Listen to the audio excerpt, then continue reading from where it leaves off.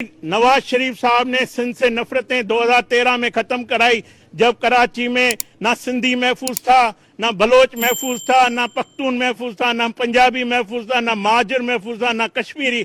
लाशें आती थी, टारगेट किलिंग होती थी। उस शहर में हम जा नहीं सकते थे।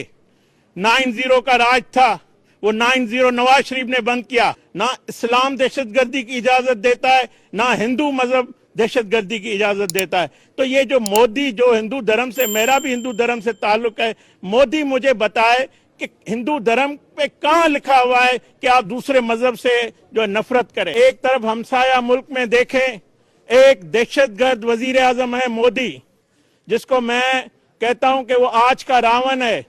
वो वहां के मुसलमानों के साथ, वहां के मसीहों के साथ, सिखों के साथ, वहां के अकलियतों के साथ नफरत अंगेज रवैया रखता है, जो इस्लाम में वाजे है। किसी भी जबर की इस्लाम इजाजत नहीं देता है, दीन में जबर की इजाजत नहीं है। और इस्लाम गैर मुस्लिमों से अच्छा सलूक रखने की तलकीन करता है।